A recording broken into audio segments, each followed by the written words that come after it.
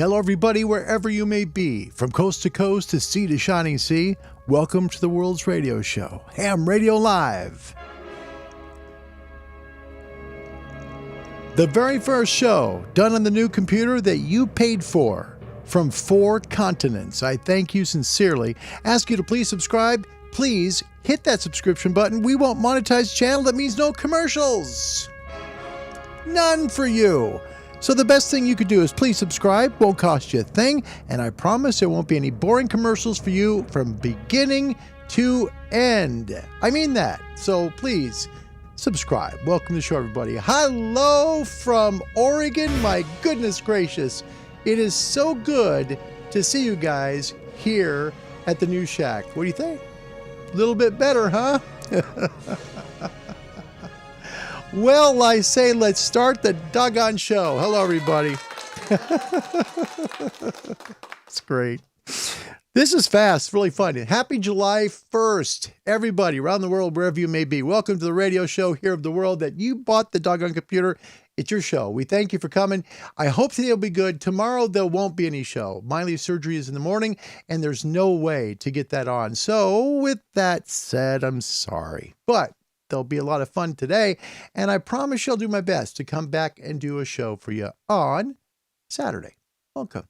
Wow, lots of people already. Andy Cowley from the UK, my goodness, thanks for coming, mate. The crowd is on their feet.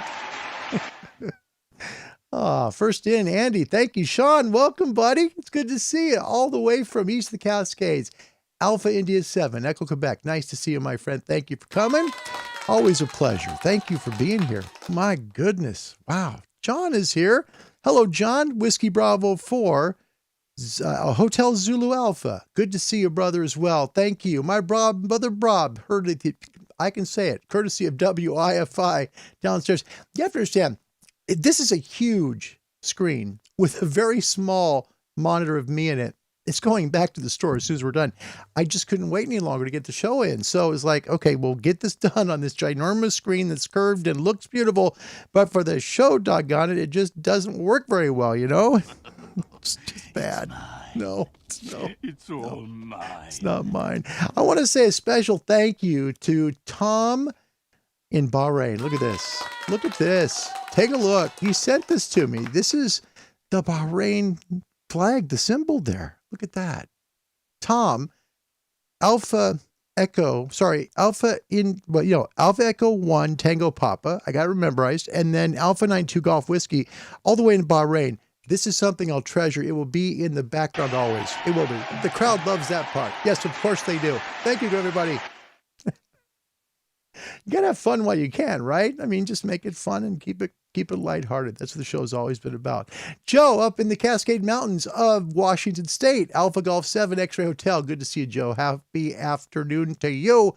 Sean, it's great to see you as well as look at this, Nissan Greenwich. It is a very, very happy Canada Day. It is. Happy Canada Day to everybody, Northern Canada today, July the 1st. Happy Canada Day to all of you folks up there who do such great work in ham radio. I'd like to welcome you to the show today. Whole purpose of this here little show is to help you get into ham radio. Now, there's lots of ways to do it. Either, any of these places can help you. Okay, they really can. First of all, the American Radio Relay League can be found at www.arrl.org. Easy to find. Go down the page, hit the contact us bar, and then tell them where you are. Let them know you want to find a radio club near you. And it works the same for any of these groups, okay? You just hit the contact us bar, and then what you do is you'll let them know where you're at. They'll hook you up with a radio club. Then it's up to you to contact that club and learn more about ham radio. I mean, it's possible, depending upon the rules of the country, you might be able to use their ham radio and see if it's for you. If you're also in Canada to celebrate Canada Day, we got you covered. Radio amateurs of Canada are available at www.rac.ca. If you're in Japan, the Japan Amateur Radio League can be found at www.jarl.org. It's misspelled there. It's not the Japan Radio Relay League. It's Japan Amateur Radio Relay League. New computer, new elements, everything typed in by hand today. I made a mistake. All right. Also, if you're in Canada, contact the Wireless Institute of Canada. That's WIA down there. Find them at www.wia.org. They're good people, and they'll help you get licensed and on the air in the ham radio. Welcome to the show. It's good to see you. Truly is. Have some great forecasting news. Right now, the SFI is at 94. So good numbers. We'll have some good forecast information for you as well. ARL News today. Let's get started and tell you what's going on. New section managers appointed in Orange and Eastern Washington. Carl, and I can't see his name right. We'll just call him by his call sign. Sorry. WU6 Delta out of Paris, California, is retiring as ARL Orange section manager. He served there since 2003. So gosh, give the guy a hand. He's done a great job. Yeah. So anyway, he is being replaced by Bob Turner, Whiskey 6 Hotel, Whiskey 6 Radio Hotel Kilo. Yeah. See, again, this is a giant screen, but a very small monitor of me. So I'm like, it's really bad. Anyway, so he was the only nominee actually responding to the June 4th deadline was Bob Turner, W6 Romeo Hotel Kilo. So he gets the gig. Pretty cool. In Eastern Washington, section manager Jack Tilley, Alpha Delta 7 Foxtrot Oscar, is going to be stepping down early from his term of office that concludes on September 30th, 2021. Tiley of Spokane Valley has been section manager for 2.5 years. So thank you very, very much, Jack, for doing all that work. Joe Whitley, Kigula Alpha 7 Lima Juliet Quebec, was the only nominee when the June 4th deadline was, and he's going to be your new section manager starting up on the 1st of October. Well done. Okay. Next up, we've got, listen to this. This is kind of interesting information. FCC reaffirms nearly $3 million fine for marketing unauthorized drone transmitters. No joke. Wow, that's a heavy fine. In a memorandum opinion and order released June 17th, the FCC denied a petition for reconsideration filed by Hobby King of a $2.861 and $120 fine. So $2,861,128. Now that's a super genius number, right? Allow me to introduce myself. My name is Wile E. Coyote. Genius. Oh my gosh. Their fine is for marketing non-compliant RF equipment and for failing to respond to FCC orders in its investigation of the company's practices. At the same step, the FCC enforced its equipment marketing rules. The fine resulted from an FCC investigation initiated by ARL's January 2017 complaint that Hobby King equipment was blatantly illegal at multiple levels. This is a huge deal. Wow. Talk about a fine. Ooh, that is not very good. I want to tell you about something that is before we get to some hellos. The Radio Society of Great Britain has such an excellent book to help you get licensed.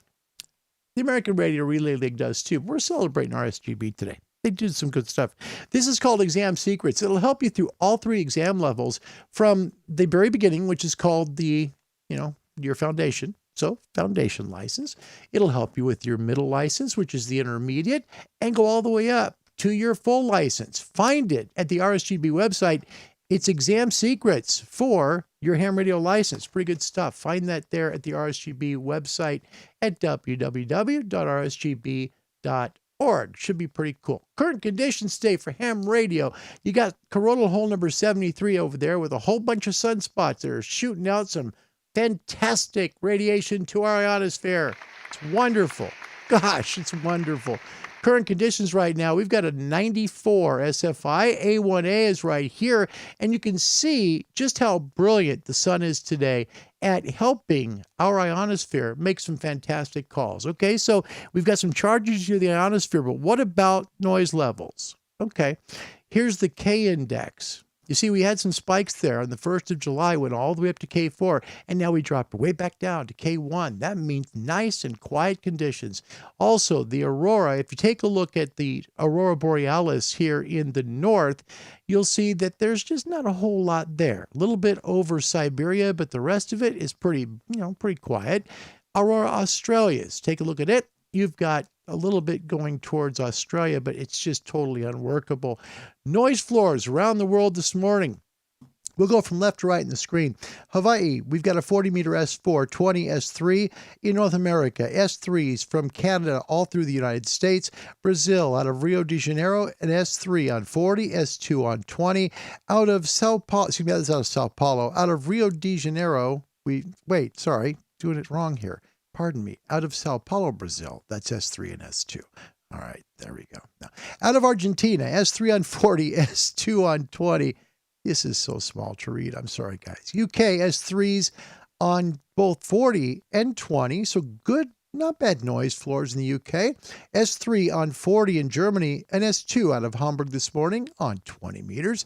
No report out of Africa today. In Asia, Russia, S3 on 40, S2 on 20. That's the best conditions Russia's had in a while. China also is down. 40 meters S4, 20 is S3. That's a tick below on each from yesterday. So noise floors are definitely coming down. You can feel the effects from when we had that K4 drop to the K1. Just has made a huge difference. In Japan, we've got an S3 on 40, 20 meters is an S2. In Australia, we've got an S3 on 40, an S2 on 20. And over in New Zealand, an S3 on 40 meters and an S2 on 20. Your ham and shortwave radio forecast for today.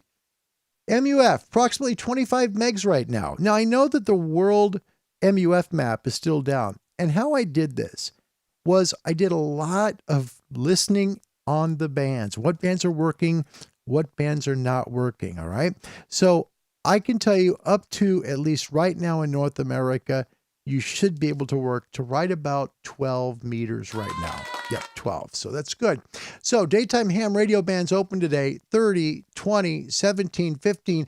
You'll get some on 12, especially digital, but it'll be weak, all right? E-skip on 10, 6, 4, and 2. Nighttime ham band openings, 160, 80, 75, 60, and 40. Remember, lightning strikes and all those crashes, they will be loud, but you'll make some good calls tonight. There's a great SFI, all right?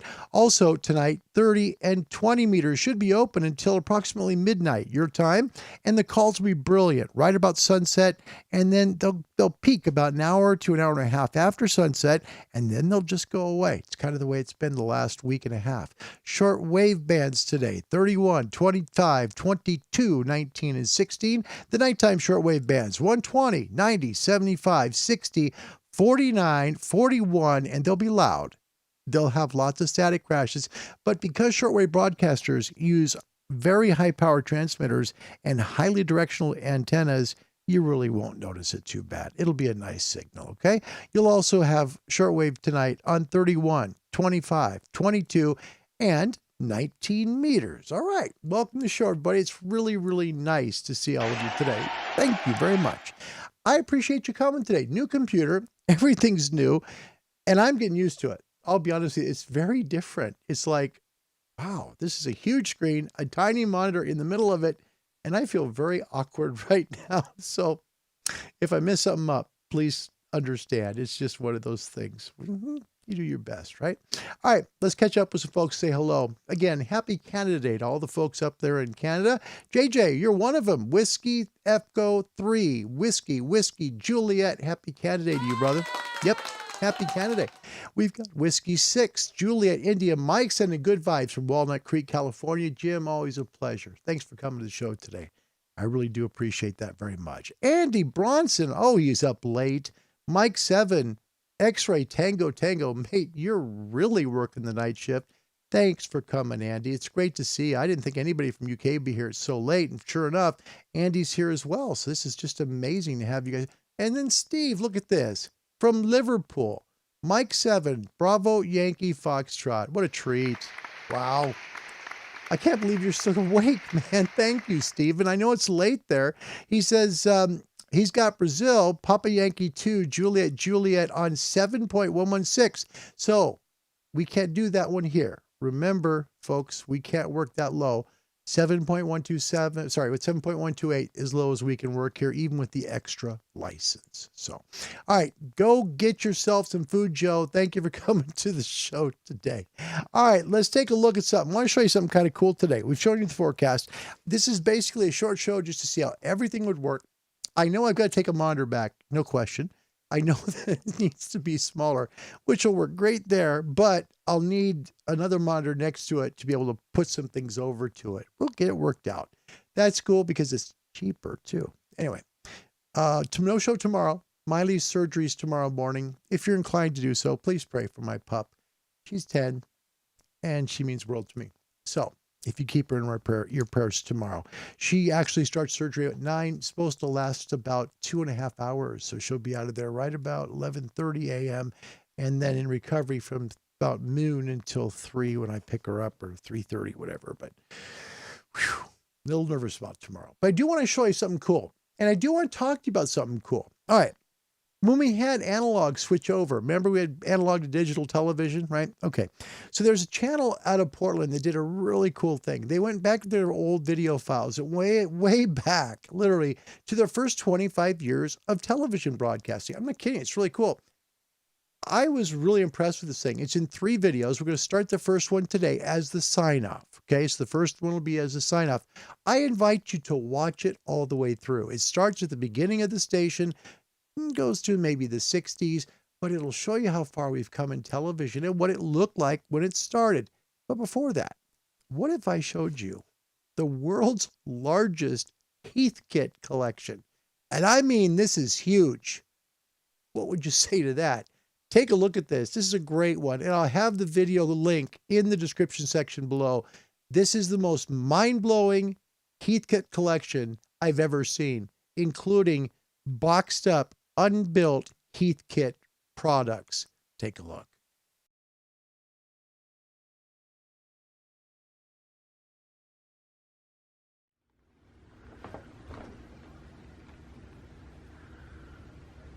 Well, it's got one of the old night kits. Okay. I thought I didn't recognize that one.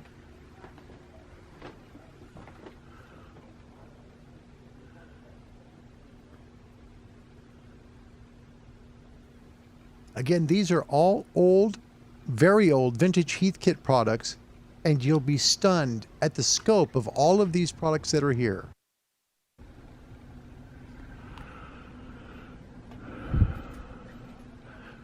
Battery checkers, battery eliminators, condenser checkers,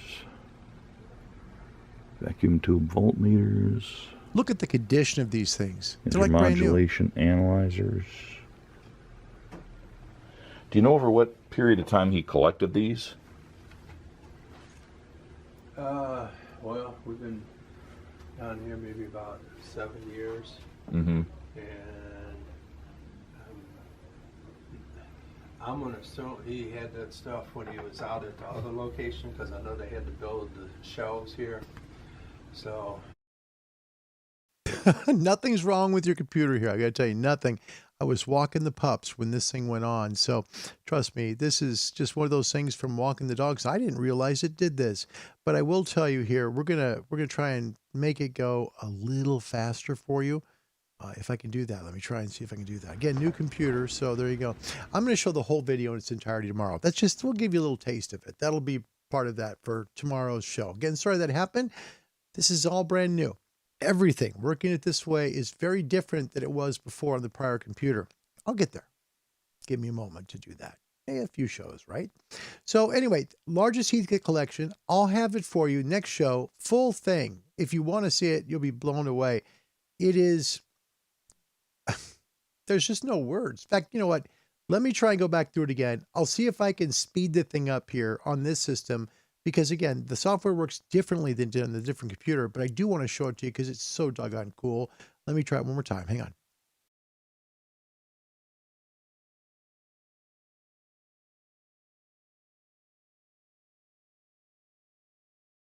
Something else. All right, hold on. Let me get you there. Hold on, I'll get you there. And this is Again, this is one of those times that I did not realize that when I recorded this segment, it did this. So I'll go to right there, and we're ready to go. So enjoy. Largest Heathkit collection in the entire world. I mean, you will be blown away. There we go. Now we're good to go. Enjoy, guys. Let's go one of the old night kits. Okay. I thought I didn't recognize that one.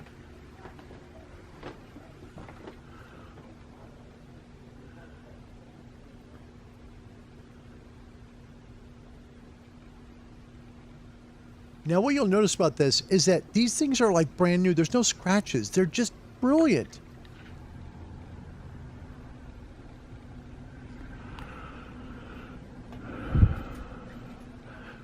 Battery checkers, battery eliminators, condenser checkers, vacuum tube voltmeters, intermodulation analyzers. Do you know over what period of time he collected these? Well, we've been down here maybe about 7 years. Mm-hmm. And I'm gonna assume he had that stuff when he was out at the other location, because I know they had to build the shelves here. So how he acquired it and when, I'm not, 100% sure. Right. Okay, now keep in mind, for Heathkit products, most of these, in fact, there are some that were pre-built. Then they're built, right? You'll find out about that in a second. But these are all built by the person that purchased it, all right? They bought it themselves and they put it together. But the condition these are in are phenomenal. Enjoy this. This is just such a brilliant trip down memory lane of the largest Heathkit collection of any kind, probably in the entire world. How he did it, don't know. It's just a lot of stuff.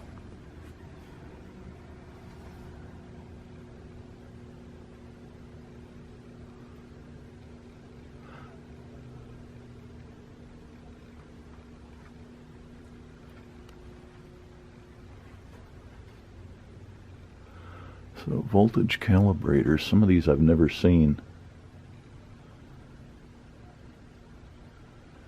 I would like to get my hands on one of these. It's really pretty much the same as those, I think, but different packaging.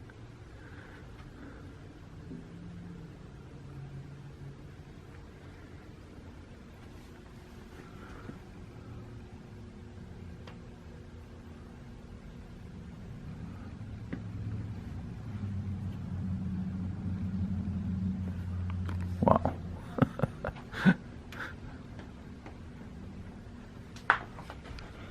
And this is some of the Heathkit bicycles, right? Or the accessories? These ain't Heathkits, but he's got TV, microwave, all kinds of stuff over there that's Heathkit.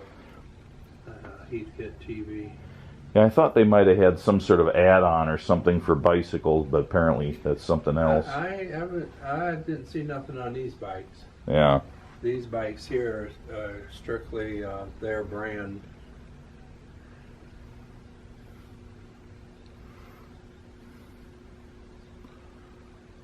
Boy, look at those scopes. And they're in good condition, too. That's I was just going to say, all this stuff has been kept up. I wonder if he restored them or if he just got them in good condition. Maybe some of both. Wow. He definitely knew how to do the work. There's a passion there. I have some collections, but they're nothing like this. Mm-hmm. He's got some of the old And he'd been trainers. in business 50 years or better. Yeah. Started that stuff when he was back in little guy. Mm-hmm. Where was his original location? Then when he was in the service, he worked radios.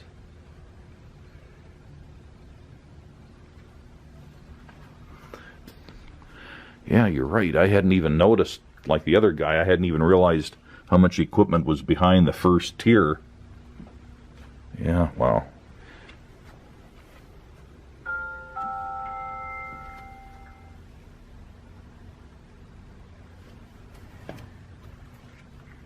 And this is some stuff I've never even seen before. It's not in any of the books that I've read, so it's a, different series. Heath built. Huh. I'm gonna have to look that stuff up. So those are the packages that were not kits, but pre-built for the consumer.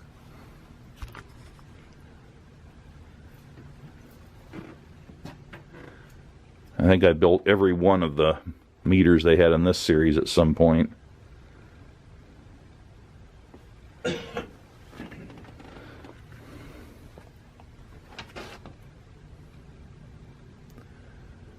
These things are difficult too. That series, those things, if a IC in those things goes bad, you probably never find one.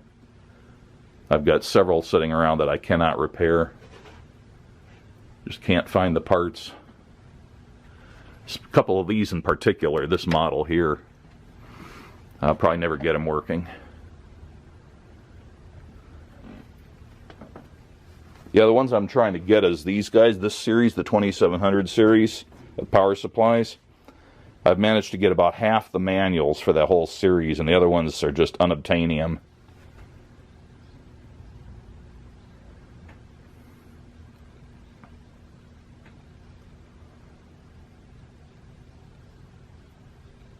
And I've got a YouTube video on this whole series here of the low-end multimeters. Do restorations on them all.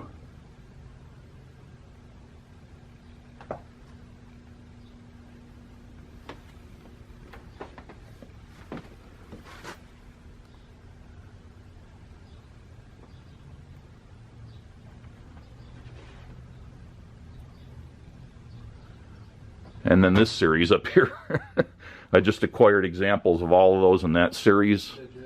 And they all need some work. They're all kind of working, but they need some work to get them right. So that's my next project, is diving into those.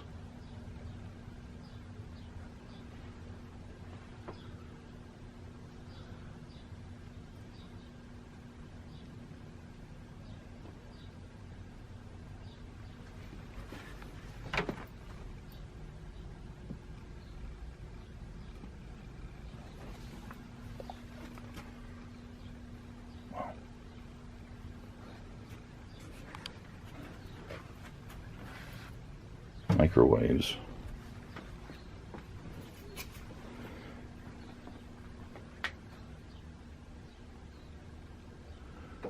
Automotive stuff, ignition analyzers.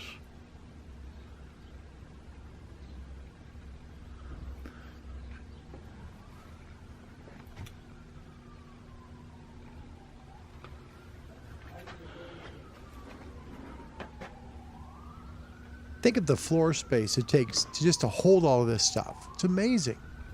We're about to see the new Heathkits that are in boxes, unused, unbuilt still. Hang in there, they're coming.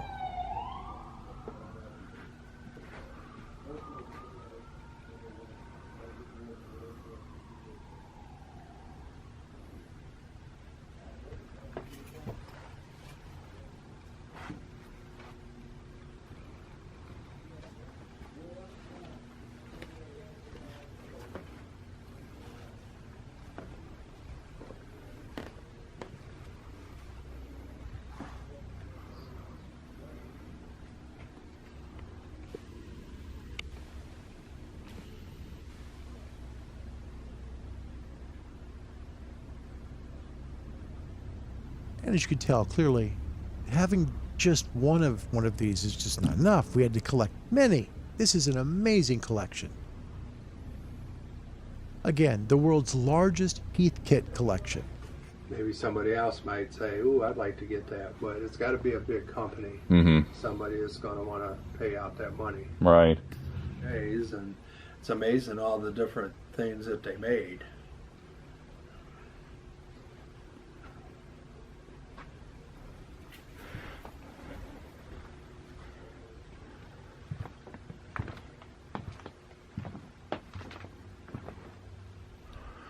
So this is what it brands, some Allied stuff in here, along with some of the Heathkits and Knights.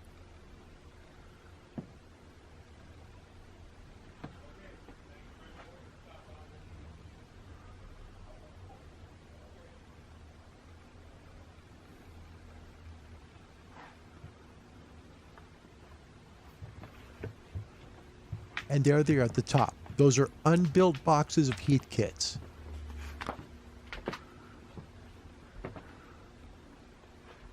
So do you know if these are still kits in the box or if they're just empty boxes? No, there's kits. There's kits in the box. That is worth a lot. That is worth a lot right there. People are paying big bucks for unbuilt Heathkits.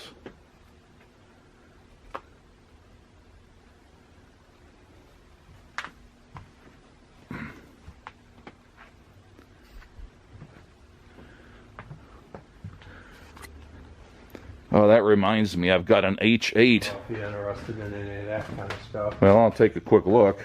I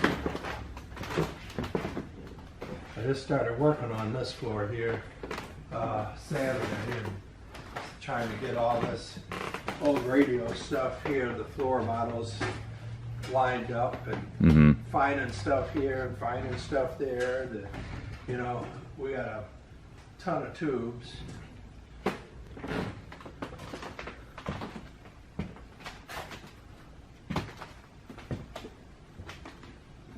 Pretty good assortment of Tektronix back here. Oh, yeah.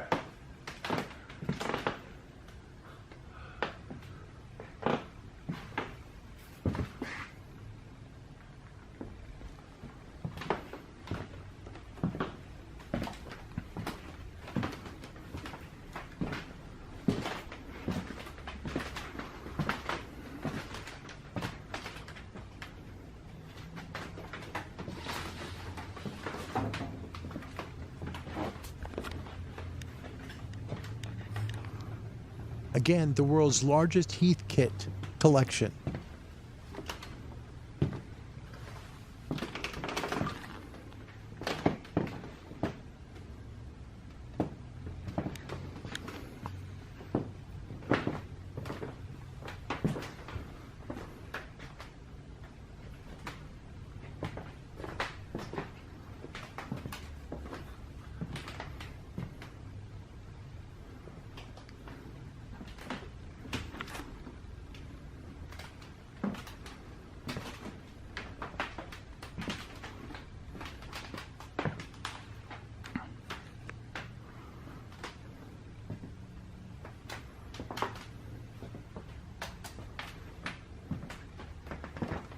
And this is a very new YouTube video. It comes out from a creator named Youtuber. And I'll give a link to his YouTube channel in the description. But just look at the amount of Heathkit items that are in this giant room. And there are some beautiful cathedral radios, just gorgeous pieces.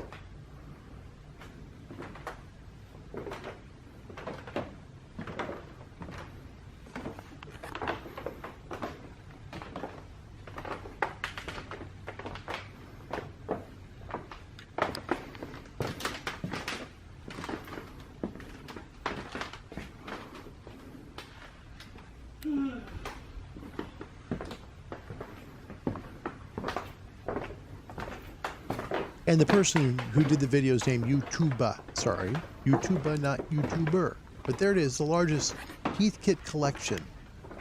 Many of it unopened. Phenomenal.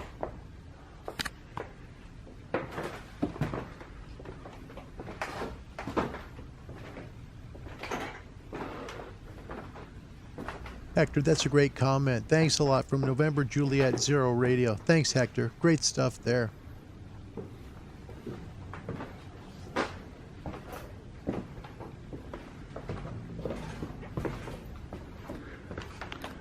It's like a walk through time.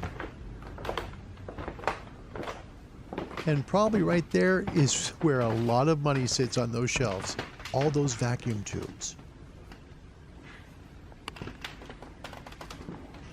Again, more cathedral radios. Just an amazing collection of Heathkit and Knight, and Tektronix and other gear. Just amazing. This must have been a huge job just getting it here from the other place. Oh yeah. So this room over here, now I will tell you, we went through 4 jumps. You couldn't walk through. You know, it was just filled up full of old stuff, and broken antennas and you name it. And that whole wall straight ahead and down to the right, and all this stuff up here is all TV picture tubes and stuff, and got old Just parts. radios. Yeah, Old car radios galore. Wow.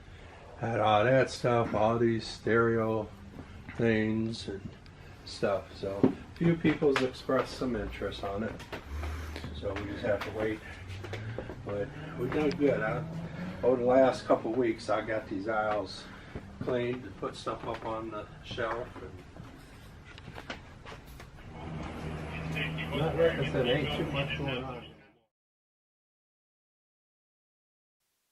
So there you go. That is just a brief overview of the world's largest Heathkit collection. Wow. Unbelievable. And one of the things that's interesting in the video, it says, please do not ask me where this is, because, you know, it sounds like these guys are pretty good friends, and, you know, that's a loss, and you've got to move all that stuff. Remember, those rooms didn't have all that stuff in it. This guy that was in the background had to move all that stuff to that location. Unbelievable. Fantastic video. Again, thanks to Youtuuba for that. We'll have a link to his video and his channel down below here in the description section. Yes, we are. It's good to see you guys. Good to see you guys. Happy Canada Day to the folks up north in Canada. I'd like to remind you, if you'd like to get an amateur radio, that's the whole purpose of this channel. We'd like to help you. And we have a ton of people that are typically here in the comments section that are excellent at helping people learn ham radio. For example, Whiskey 6, Juliet India Mike. His name is Jim. He's from Walnut Creek, California. He can help with Morse code. Want to learn it? He's patient. He'll help you. Jim's a good guy. Good resource for you. Want to learn about QRP, working low power? Maybe building a special antenna to really make it sing for you? Whiskey Alpha 2, Tango Papa Uniform. That's Don Bush. He's here. He can help with any questions you have as well. You want to work some great QRP with, say, your ICOM IC705, and you'd love to know how to get a lot out of it. I mean a lot. Hit up Don on QRZ. Whiskey Alpha 2, Tango Papa Uniform. All right, that's it we got for today. If you'd like to get into ham radio, because it's Canada Day, we're going to honor them. Contact the Radio Amateurs of Canada at www.rac.ca. All right, we're going to start that special set of 3 videos, 3 on the closing down from the analog broadcast to digital. But what they did was Channel 6, KOIN in Portland, what they did was they went back in time. Okay, remember the switch was in 2009, but what they did was they went from the beginning when they first came on the air, the first 25 years. They made a great video of those first 25. It's done into 3 segments. Here's the first one. We're going to sign off with this today until probably Monday, because I'm going to take care of my dog after surgery pretty much.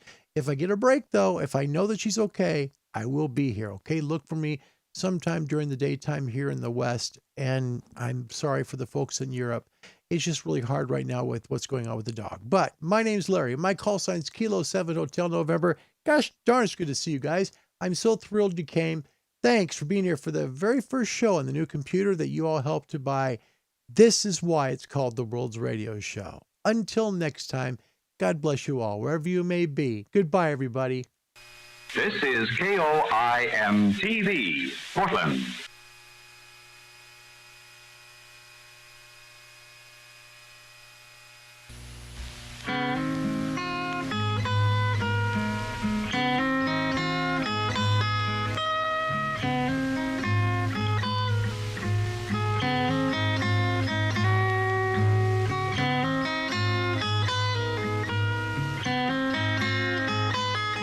It's called The Barn, a place here at KOIN-TV where scenery and props are stored. Over the years, a lot of memories have been left here to grow old and be forgotten. We'll stir a few to life in the next half hour. A newspaper headline from 25 years ago tells why we're waxing nostalgic on this particular day. October 15th, 1953. A lot of red news in the headlines and a picture of a new TV station about to go on the air. Now, before you think that this is going to go a half hour, it doesn't. This video is only about 9 more minutes. It's worth every second of it. You'll enjoy it. It's true television history. Enjoy. And goodbye, everybody. KOIN TV. The go-ahead from the federal regulatory agencies was given just 3 months beforehand in July. That the engineers were able to get the tower erected and the transmitter working in that period of time is a bit amazing, even to those who remember it firsthand, like the original managing director, C. Howard Lane. It was not only excitement, a lot of anxiety, because we didn't know whether the doggone thing was going to work or not. But yes, of course, it was the culmination of a frantic effort. July, August, September. 3 months when we built this doggone station. And precisely at 53 minutes and 20 seconds past 3 p.m., 25 years ago today, the test pattern disappeared. And the face and voice of Mr. Radio in Portland, Art Kirkham, came on the screen. Already a veteran of 25 years with KOIN Radio, Kirkham's remarks, to the best of our knowledge and his, were not recorded for posterity. No, I can't remember the words exactly. It was something about coming into a new era of broadcasting for us, because we'd not only be sound, we would be sight as well to the audience. And that called for a little different approach and a little different presentation, but it was something that wasn't insurmountable. It was something like that. That's what I said.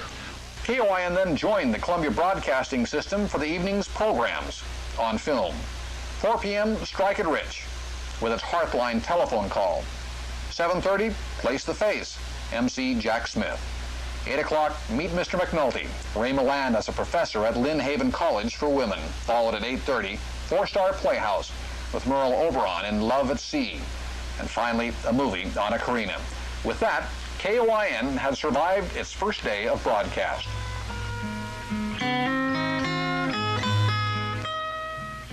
For the first several years, not all TV programs were fed down the network lines. They came on film.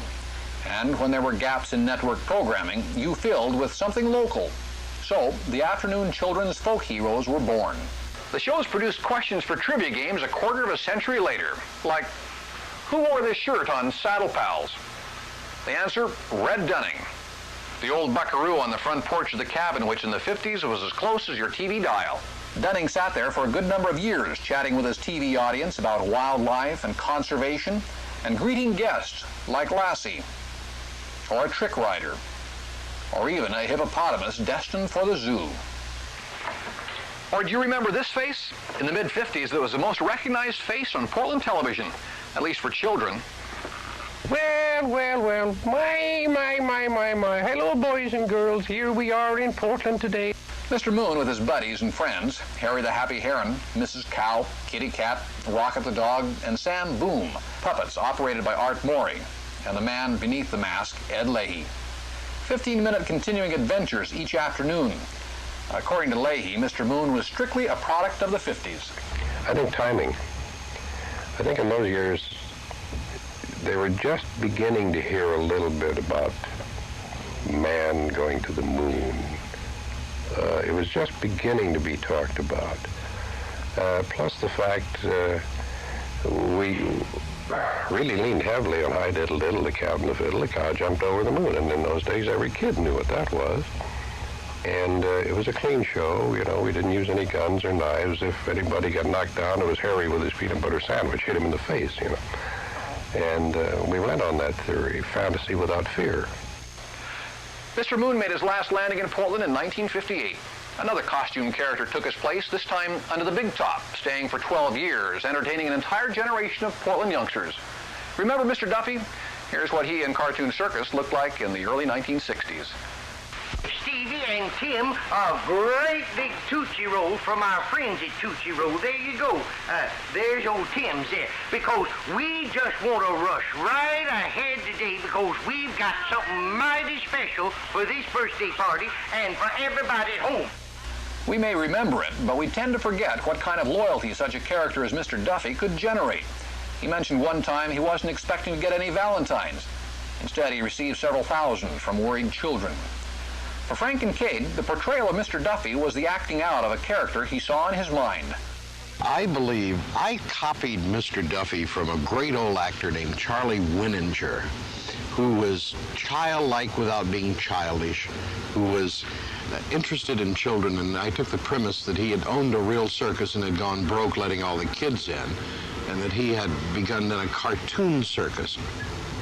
I think there was the ability never to talk down to children, try to become childlike, as I say, without being childish. There was a certain father image in him. There was a certain gentleness about him. I rather like Mr. Duffy, actually. Did everybody have a mighty nice time? Let me see. Hands up, everybody who enjoyed the cartoon. Look at there, look at. They all enjoyed the cartoons. Hope you have a wonderful day, everybody. So bye-bye. Color television came, and Mr. Duffy and his circus bloomed right with it. From the afternoon program came a morning version. And of course, if you're like a lot of us, a childhood memory will be Duffy saying goodbye and prancing off to wherever ringmasters went.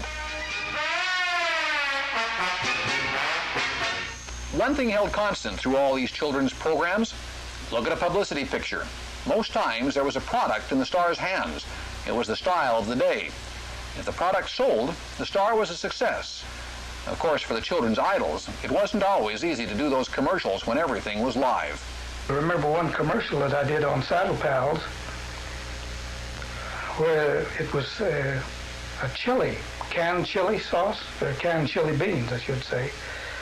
And so the director of the program opened up a can of it and put a dish in front of me, and I was supposed to take a bite of it. So I was telling him how good it was, and I said, I just must have a bite of this chili. So I took a bite of this chili, and my mouth was on fire. The minute I got it in my mouth, the tears started coming down my face. And so I tucked it back in my jowl and kept talking through the commercial, and it was very hard to keep going. And while the kids digested their share of commercial-laced cartoons, Coin Kitchen sent home similar messages to Mom. Cooks such as Betty Davis and Lois DeVore always had their hands full, generally with one product or another. From spaghetti sauce to washing machines, these ladies had words for all, endorsing everything but the proverbial kitchen sink. Betty Davis debuted with Coin Kitchen January of 1954, little knowing she'd be at home on the range for the next 14 years. Time now for Coin Kitchen with home economist Betty Davis, who welcomes you each afternoon Monday through Friday with interesting and new menu ideas and helpful homemaking suggestions. And now here's Betty Davis. Yesterday you saw me adding some yams, cooked yams, to a pork roast that was in the oven. It was a loin pork roast, and of course it was Swiss premium. But we were eating clam fritters, so I didn't let anybody even touch the pork roast, except I nibbled on it because it was so delicious. Betty finally untied her apron in 1968, passing it to her sister, Lois DeVore. After 4 years of kitchen duty, Lois left the program behind, but not her cooking. She now performs at a restaurant in Newburgh, where culinary crises aren't as public. Well, I can remember saying, oh, that's beautifully browned, and it was just burned, just burned black, something. Or things would spill. Or you'd use a can of whipped cream that would shoot all over the kitchen, or a cake. I made this gorgeous banana whipped cream cake, and I was putting it together, and it kept slipping off. One layer kept slipping, and I tried to hide it behind the refrigerator, and those cameramen down there followed right around, and showed the cake falling off.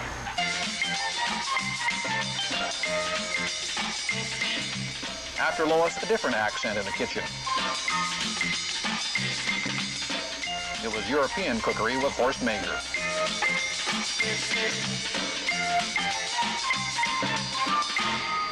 And when Horst eventually left, a French accent hit the airwaves. Start with 3/4 of a pound of ground beef. Ground chuck, or don't use ground round, that's spending really a little bit too much money. On Aurora with what she learned at a grandmother's knee.